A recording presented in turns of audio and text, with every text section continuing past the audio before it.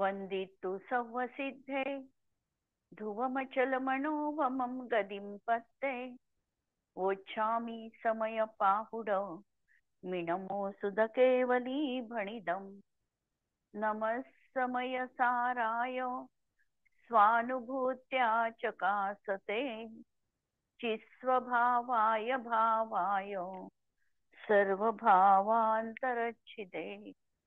अंतिम शासन नायक 1008 भगवान महावीर स्वामी की जय। द्वादशांग श्रुत देवी की जय। स्वाध्याय कक्ष संपेपर्यंत आपल्या सर्वांना चतुर्विध आहाराचा त्याग असणार आहे।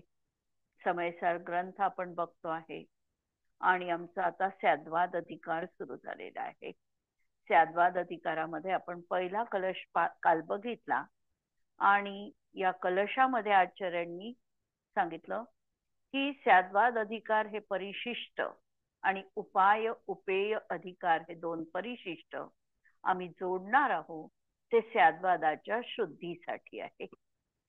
आणि या संपूर्ण ग्रंथामध्ये आपण बघितलं की आचार्यांनी शुद्धात्म्याचं स्वरूप प्रतिपादन केलेले आहे आणि ग्रंथाच्या प्रारंभी जी आचार्यांनी प्रतिज्ञा केलेली होती की मी तुम्हाला हा एकत्व विभक्त आत्मा दाखवेल, तो आत्मा त्यांनी या 415 गाथांमधून आणि अमृतचंद्राचार्यांच्या 246 कलशांमधून आम्हाला पाहता आला। परद्रव्य, परभाव आणि कर्म यापासून विभक्त आणि आपल्या ज्ञान स्वभावाशी अभिन्न, अखंड, एक, नित्य असा ज्ञानानंद स्वभावी आत्मा याचं स्वरूप या गाथांमध्ये प्रतिपादन केलेले आहे। आणि वस्तुतत्व जे आहे हे मुळात अनेकांतात्मक आहे, एकांत रूप नाही। आणि हे आता स्याद्वाद पद्धतीने आचार्य सिद्ध करत आहे की हा आत्मा शुद्ध द्रव्यार्थिक नयाच्या दृष्टिकोनातून परम पारिणामिक भावमय सदाकाल नित्य शुद्ध आहे। कर्म किंवा कर्मजन्य विकार हे आत्म्याच्या स्वभावात नाही, लक्षात घ्या, शब्द स्वभावात नाही, पण पर्याय दृष्टीने हाच आत्मा वर्तमानामध्ये अशुद्ध रूपही आहे। सम्यक दर्शन, ज्ञान, चारित्र अशा स्वरूपाला जेव्हा या पर्यायी तो प्राप्त करतो तेव्हा हाच आत्मा उपाय रूप आहे। आणि जेव्हा द्रव्यदृष्टीत जसा हा शुद्ध सांगितला त्याप्रमाणे पर्यायीतही पूर्ण शुद्धत्वाला प्राप्त होतो, संपूर्णतः कर्म कलंक निघून जातात, तेव्हा हा उपेय रूप आहे, अर्थात हीच मोक्षदशा आहे। म्हणून विवक्षा भेदाने हाच आत्मा कथंचित उपाय रूप आणि कथंचित उपेय रूप आहे। हे विश्व जे आहे हे विश्व या 6 द्रव्यांचा समूह रूप आहे। या विश्वामध्ये अनंतानंत जीव द्रव्य आहे, त्याच्याही अनंतपट पुद्गल द्रव्य आहे। धर्म, अधर्म आणि आकाश यांची प्रत्येकी एक एक संख्या आहे आणि काल द्रव्य असंख्यात संख्या रूपाणी आहे, म्हणजे असंख्यात संख्या आहे त्यांची। अशा रीतीने हे सामान्य सत्ता किंवा महासत्ता किंवा सदृश सत्ता या शब्दांनी हा सत जाणला जातो। आणि असं असलं तरी देखील प्रत्येक जीवद्रव्याची प्रत्येकाची स्वतंत्र स्वतंत्र सत्ता आहे, त्याला म्हटलेलं आहे अवांतर सत्ता किंवा स्वरूप सत्ता। 2 शब्द लक्षात, महासत्ता, सामान्य सत्ता किंवा सदृश सत्ता ही समानता पाहते आणि स्वरूप अस्तित्व किंवा अवांतर सत्ता ही प्रत्येक वस्तूची स्वतंत्रता सिद्ध करते। आणि प्रत्येक द्रव्य हे मुळात अनेकांत स्वभावात्मक आहे। याचं युगपत कथन करणं असंभव आहे, आमच्या वाणीची असमर्थता आहे। त्यांच्या अनेक धर्माचं कथन हे आम्ही क्रमपूर्वकच करू शकतो। म्हणून कथनात एकांत येऊ नये, कुणीही एकच मानू नये, म्हणून त्याला कथंचित हा शब्द जोडलेला आहे। कथंचित म्हणजे अपेक्षेनी, म्हणजे स्याद हे पद जोडलेले आहे. त्यामुळे सर्वथा एकांतपणाचा यामुळे निषेध झाला आणि वस्तू अनेकांतात्मक आहे याचं प्रकाशन पण झालं. म्हणजे त्या शब्दांनी दोन कामं केली. एक काम तर केलं की कथनात एकांत येऊ नये हे ते त्या ठिकाणी सांगितलं, कथनचीत अपेक्षा लावली. आणि दुसरं की वस्तू अनेकांतात्मक आहे, एकच धर्म त्याच्यामध्ये नाही याचही स्याद शब्दांनी प्रकाशन केलं. प्रत्येक कथन जे असणार आहे हे आपल्या प्रतिपक्षी भावाला घेऊन चालतं. म्हणजे नित्याचं कथन केलं तर अनित्य प्रतिपक्षी गुणधर्म आहे. आणि वरवर बघता आम्हाला असं वाटतं की हे दोन्ही धर्म परस्पर विरोधी आहे, परंतु ते एका पदार्थात अशा रीतीने अविरोध रूपाने राहतात आणि हेच या ठिकाणी सिद्ध केलेलं आहे. म्हणजे तत् असत, एक अनेक, सत असत, नित्य अनित्य हे विरुद्ध वाटणारे धर्म देखील अविरोध रूपाने एका वस्तूमध्ये एकाच समयामध्ये विद्यमान आहे. अनेक धर्मात्मक पदार्थांची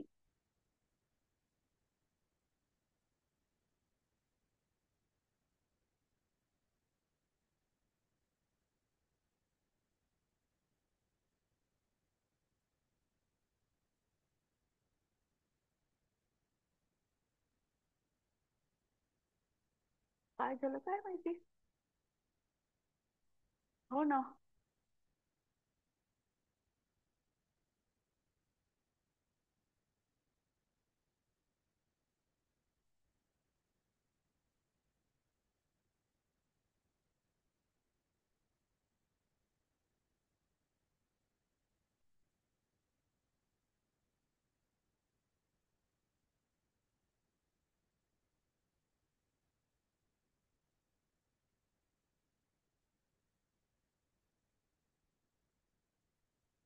काय डिस्टर्बन्सेस झाला परत पाहू आपण. बरोबर बघता हे असे परस्पर विरोधी गुणधर्म आहे, पण वस्तूमध्ये मात्र ते अविरोध रूपाने राहतात आणि अशीच ही वस्तू व्यवस्था आहे. आणि स्याद्वाद पद्धतीने आचार्यांनी ही वस्तू व्यवस्था अगदी योग्य रीतीने दाखविलेली आहे. यात तत्, एक, नित्य आणि अस्ति हे सामान्य आहे धर्म, आणि जे बाकीचे धर्म आहे हे मात्र विशेष आहे, पर्याय रूप आहे आणि या ठिकाणी व्यतिरेक दर्शविलेला आहे. वस्तू मुळात सामान्य विशेषात्मक आहे. वस्तू केवळ एक सामान्य किंवा एक पर्याय रूप नाही,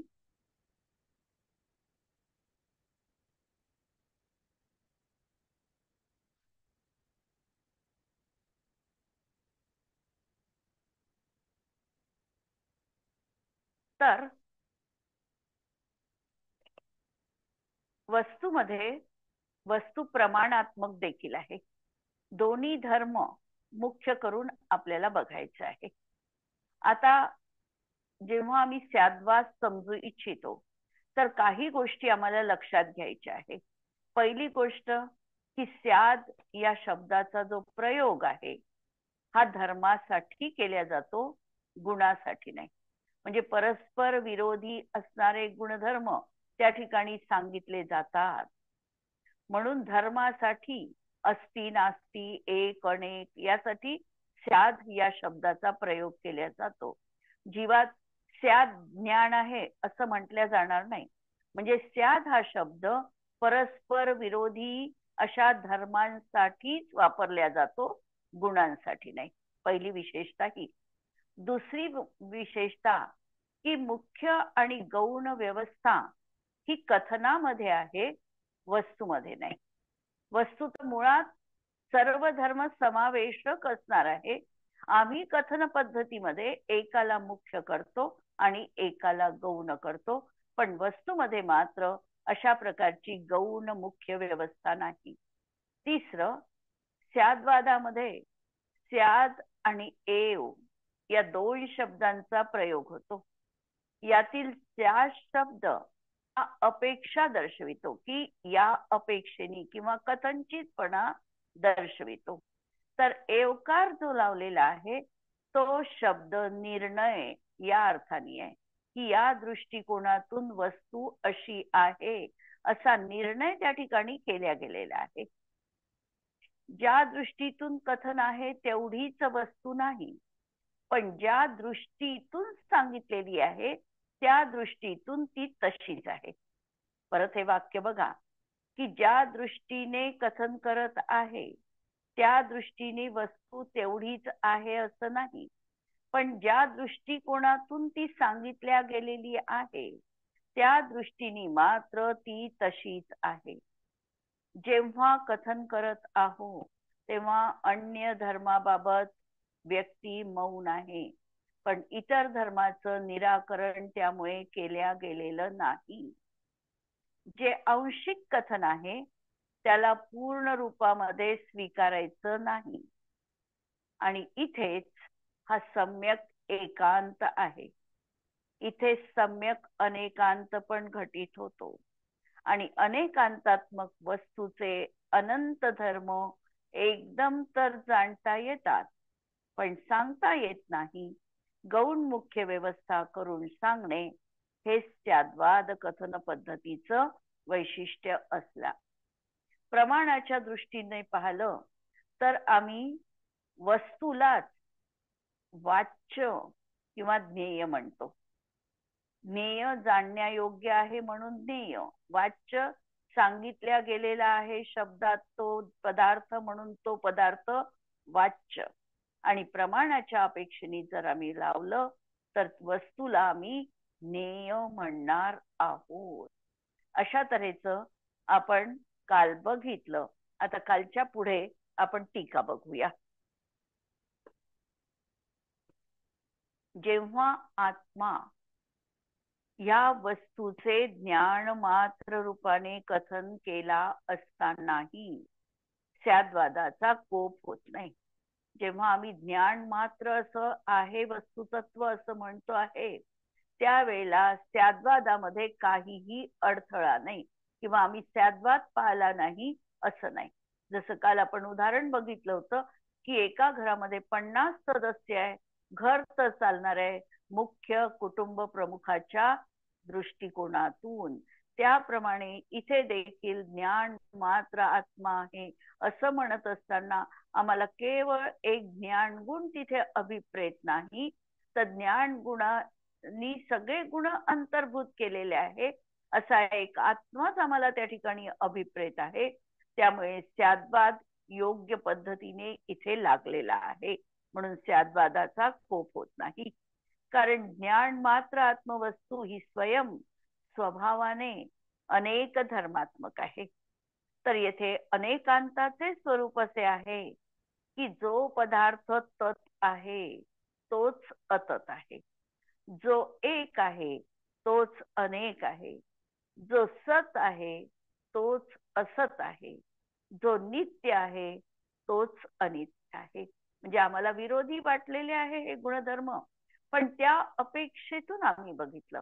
जसं आम्ही सत म्हणणार वस्तूला, तर सत म्हणत असताना आम्ही बघणार आहोत की वस्तू स्वतःच्या स्वद्रव्य स्वक्षेत्र स्वकाल आणि स्वभावाने आहे आणि तीच वस्तू परद्रव्य परक्षेत्र परकाल आणि परभावाच्या अपेक्षेने नास्तिरूप आहे.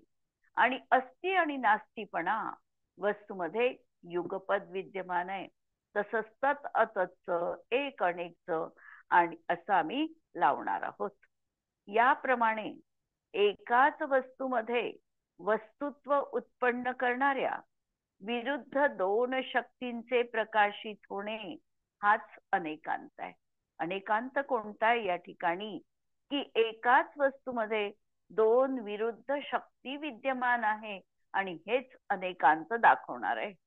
म्हणून यद्यपि आत्मद्रव्य ज्ञान मात्र आहे तरीही आत्मद्रव्यामध्ये तत्व अतत्व एकत्व अनेकत्व सत्व असत्व, नित्यत्व अनित्यत्व प्रकाशित होतातच.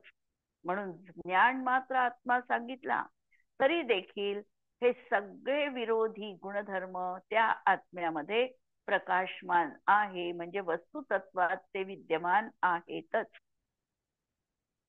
कारण अंतरंगामध्ये चकचकीत प्रकाशमान ज्ञान स्वरूपामुळे आत्म्याला तत्पणा आहे. बाह्य प्रगट असणाऱ्या अनंत ज्ञेय स्वरूप आणि स्वरूपापासून भिन्न अशा पररूपाने, म्हणजे ज्ञानापासून भिन्न अशा परद्रव्यरूप पदार्थांच्या रूपाने अतत्पणा आहे. ही बाह्य ज्ञेय आहे. बाह्य ज्ञेय ज्ञानामध्ये प्रतिबिंबित पण होत आहे, पण होत असताना देखील ते केवळ ज्ञेय स्वरूप आहे.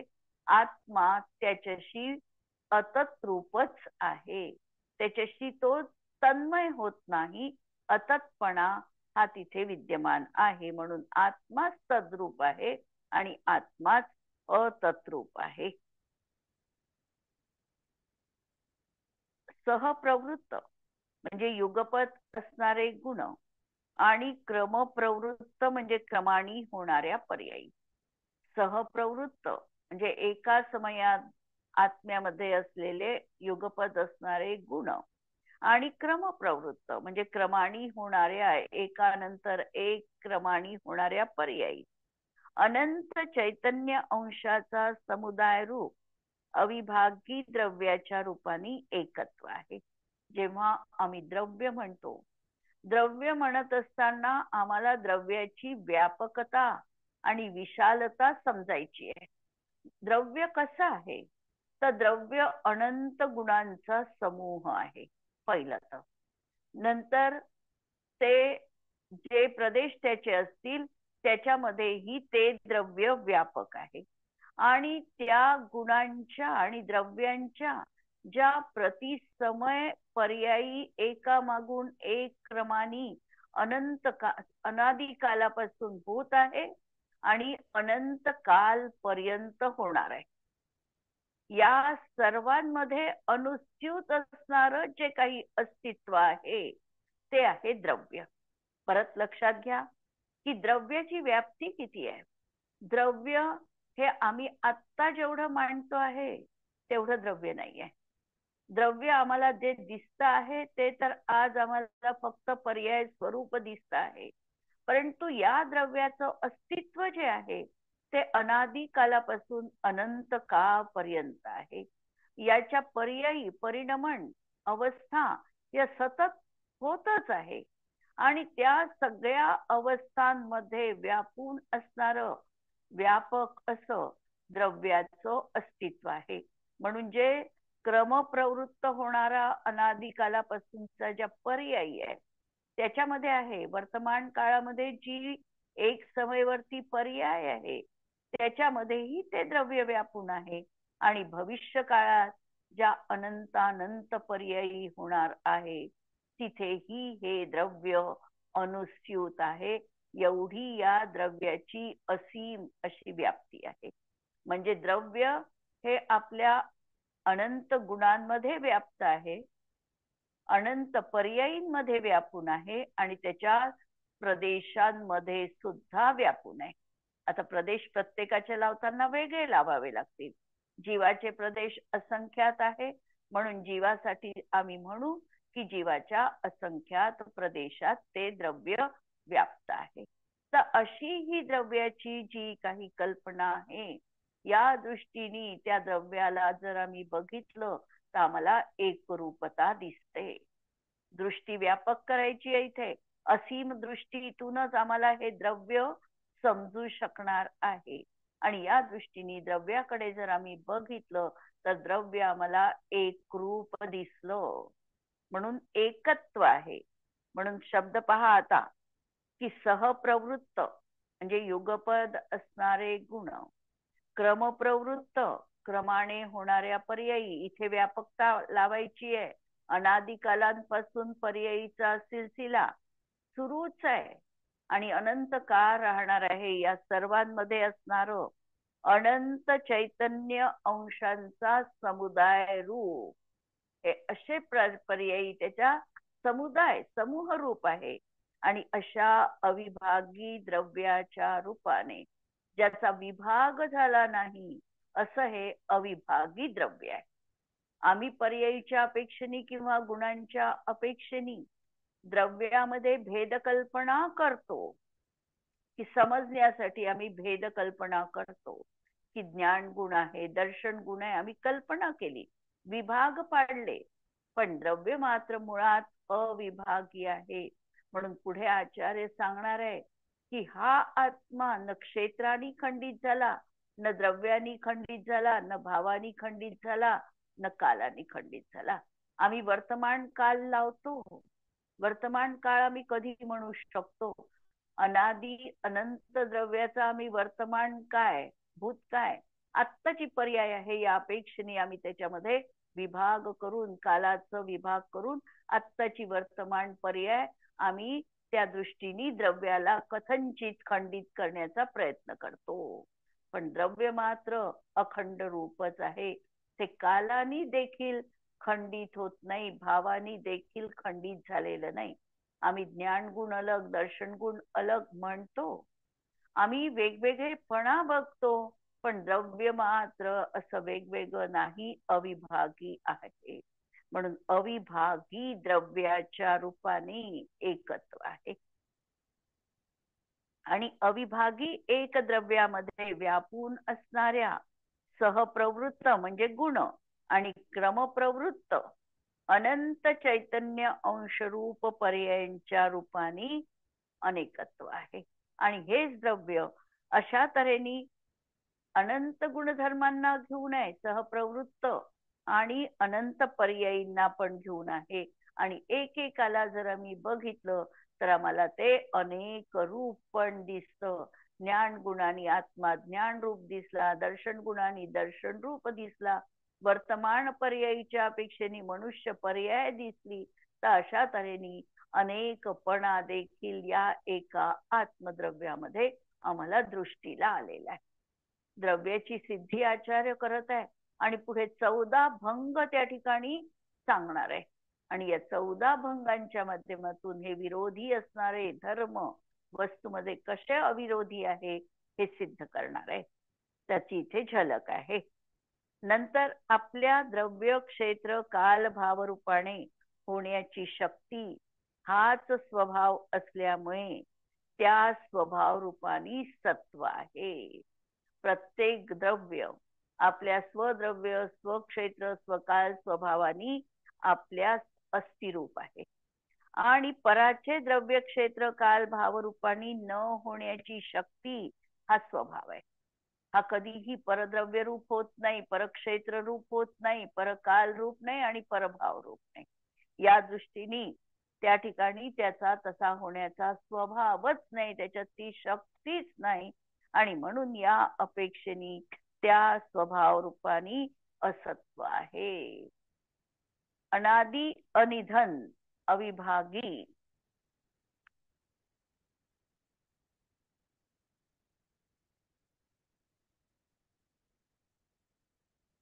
एक वृत्ती रूपाने प्रणिती नित्यत्व आहे. आणि एक वृत्ती रूपाने नित्यत्व काय आहे? जसं आम्ही ज्ञान गुण बघितला तर ज्ञान गुण प्रति समय ज्ञान गुण आम्हाला दिसणार आहे. या दृष्टीने त्याचं नित्यत्व आहे. किंवा जर द्रव्य आम्ही बघितलं अविभागी द्रव्य, हे कालही होतं, आजही आहे, अनंत काळ राहणार आहे. म्हणून या दृष्टीतून एक वृत्ती रूपाने परिणती त्याची आहे. या दृष्टीने त्या ठिकाणी नित्यत्व दिसलेलं आहे. आणि क्रमाने होणाऱ्या आणि एक समय मात्र ज्याचा काल आहे अशा अनेक वृत्त्यंश रूपाने परिणतीद्वारा अनित्यत्व देखील आहे. आणि अशा एकाच द्रव्याकडे जेव्हा आम्ही कालाच्या अपेक्षेने पाहतो की हा वर्तमान काळ आहे, हा दुसरा वर्तमान काळ, हा वर्तमान काळ किंवा हा भूतकाळ होऊन चुकला, एक एक पर्याय या दृष्टीने वृत्त्यंश रूप अशी जी परिणती बघतो त्या दृष्टीने प्रतिसमय ते द्रव्य अनित्य रूप पण दिसतं, म्हणून अनित्यत्व पण आहे.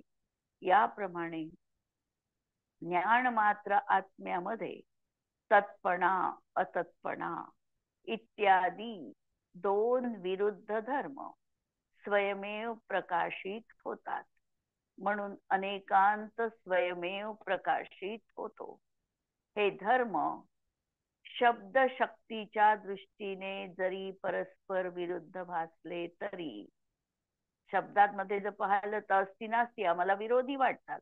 विरुद्ध शब्द लिहायला सांगितले तत्चा, तर आम्ही अतत नक्कीच लिहिणार आहे, म्हणजे विरोधी वाटतात. पण एकाच वस्तूमध्ये राहण्याच्या अपेक्षेने त्यामध्ये विरोध नाही. पण ते एकाच द्रव्यात आणि एकाच समयात वस्तूमध्ये आणि सर्व वस्तूंमध्ये ते विद्यमान आहे. म्हणजे आत्म्यातच सांगायचंय आचार्यांना असं नाही. आचार्यांना तर सगळ्या द्रव्यांची जी व्याप्ती आहे त्याच्यामध्ये ते आहेत हे सांगत आहे. आणि ह्या विरोधी धर्मामुळे वस्तू कार्यकारी अर्थक्रियारूप सिद्ध होते. आणि असे हे प्रतिपक्षी गुणधर्म वस्तूमध्ये आहे, आणि म्हणूनच आम्ही विवक्षित कार्य करू शकतो, विवक्षित वस्तू आम्ही वेगळी करू शकतो. कारण एक द्रव्य दुसऱ्या द्रव्य रूप झालं नाही. आम्ही जर म्हटलं की मला समयसारचं पुस्तक हवं आहे, तर या समयसार या पुस्तकामध्ये बाकीच्या सगळ्या पुस्तकांची नास्ती आहे. समयसार म्हणजे आत्मानुशासन नाही, समयसार म्हणजे नियमसार नाही, समयसार म्हणजे प्रवचनसार नाही. जी जी काही पुस्तक आहे, अनंत पुस्तकांचं या पुस्तकात नास्तित्व आहे. आणि म्हणूनच आम्ही वस्तू योग्य रीतीने पाहू शकतो, अनुभवू शकतो, आणि ती योग्य रीतीने कार्य देखील करू शकते. अशा रीतीने वस्तूचं वस्तुत्व, अर्थक्रियाकारित्व हे देखील या विरोधी गुणधर्मांमुळेच योग्य रीतीने चालत आहे. जर आम्ही वस्तू सर्वथा नित्य मांडली असती तर जगामध्ये कोणतीही नष्ट होण्याची आणि उत्पन्न होण्याची प्रक्रिया आम्हाला दिसली नसती. पण ही प्रक्रिया आहे, आणि म्हणून अशा तऱ्हेने अर्थक्रियाकारित्व रूप होण्यासाठी हा स्याद्वाद आणि अनेकांत अशा रीतीने मानावाच लागेल. केवळ एकाच धर्मामुळे अर्थक्रिया होऊ शकत नाही. वस्तूचं विश्वातील प्रयोजन सिद्ध होत नाही. याप्रमाणे ज्ञान मात्रपणा असतानाही आत्म्यामध्ये अनेकांतपणा स्वयमेव प्रकाशित होतो. तर मग अर्हंत भगवान त्याच्या साधन रूपाने वस्तुसिद्धीचे साधन म्हणून अनेकांताचा उपदेश का देतात? प्रश्न आपल्याला अत्यंत महत्वाचा आहे की ज्ञान मात्र आत्मा आहे आणि अनेकांतपणा हा आत्म्याचा स्वयमेव स्वभाव रूप गुणधर्म आहे. मग जर हा गुणधर्म वस्तूमध्ये आहे, तर आचार्य आम्हाला साधन रूपाने अनेकांत माना असं का सांगतात? जर वस्तूच मुळात अनेकांतात्मक आहे, तो त्याचा जो स्वभाव आहे, तर तुम्ही अनेकांतानी सिद्धी करा किंवा स्याद्वादाचा उपदेश हा देण्यातच का यावा? अज्ञानी जीवांना ज्ञान मात्र आत्मतत्वाची प्रसिद्धी व्हावी म्हणून स्याद्वादाचा उपदेश आहे. जरी वस्तू अनेकांतात्मक आहे, अनेकांत तीन तऱ्हेचा. एक वस्तू मधला अनेकांत, की वस्तू मुळातच अनेकांतात्मक आहे, हा वस्तू मधला अनेकांत झाला. आता वस्तूचं जेव्हा आम्ही ज्ञान करतो तेव्हा आमचं ज्ञान देखील आम्ही अनेकांत स्वरूपच जाणतो आहे, म्हणून अनेकांतमय आहे. म्हणून हा आमच्या ज्ञानाचा अनेकांत झाला. आणि वस्तू अनेकांतात्मक आहे म्हणून तिचं कथन करताना देखील आम्हाला अनेकांत पद्धतीचा म्हणजेच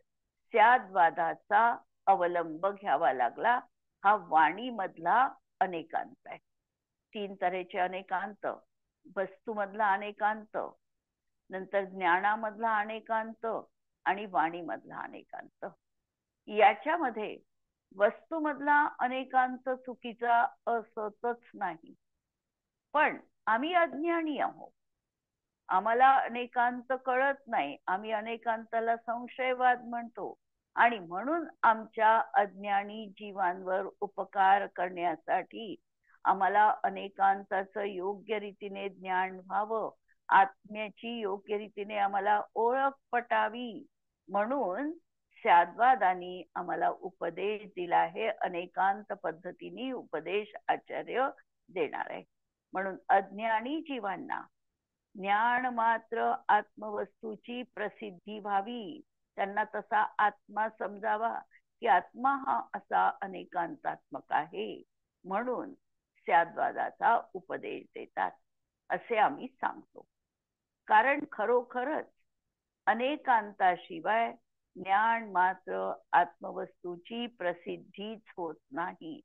याचे स्पष्टीकरण करतात की अनेकांतात्मक वस्तू ही वाच्य किंवा साध्य असून, वाच्य याचा अर्थ जे आम्हाला दाखवायचं आहे शब्दांनी असा अर्थ म्हणजे पदार्थ, त्याला म्हणायचं वाच्य. जसा मी म्हटलं घोडा हा शब्द जर मी उच्चारला तर घोडा हा शब्द जो लिहिल्या गेलेला आहे शब्दांनी, ते शब्द झाले वाचक शब्द.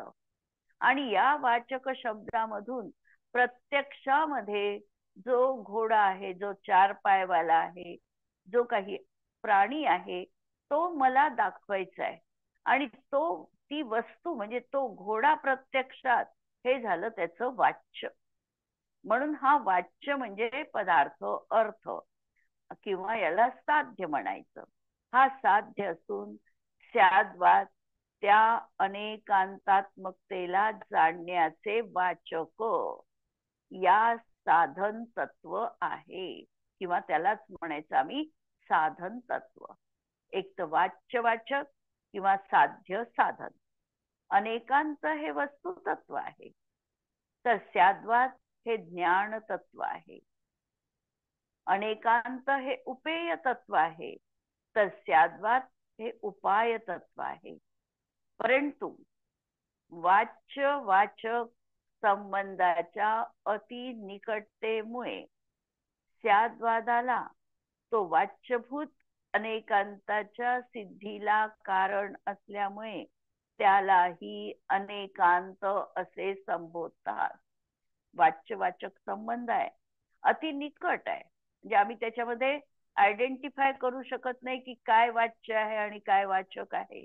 दोनला वेगळं करायला आम्हाला कल्पना चुकीची होते कधी कधी, आणि म्हणून या अतिनिकटतेमुळे स्याद्वादालाच, म्हणजे जे कथन पद्धती आहे त्यालाच तो अनेकांताच्या सिद्धीचं कारण आहे स्याद्वाद, म्हणून आम्ही त्यालाही अनेकांत असं म्हणतो.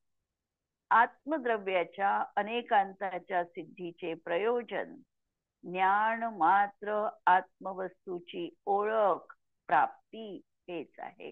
आणि आत्मद्रव्याच्या बाबत जे अनेकांताची सिद्धी आचार्यांना करायची आहे, तर त्याचं प्रयोजन की प्रत्येकाला असा हा परम पारिणामिक भाव स्वभावी असलेला, त्रिकाली असलेला, ज्याच्यामध्ये गुणभेद गौण आहे, पर्यायभेद गौण आहे, ज्याच्यामध्ये एक देश शुद्ध निश्चय नये पण गौण आहे, हा जो आणि जो जो त्रिकालवर्ती आत्मा आहे तो आचार्यांना त्या ठिकाणी दाखवायचा आहे, त्याचा परिचय आम्हाला करून द्यायचा आहे.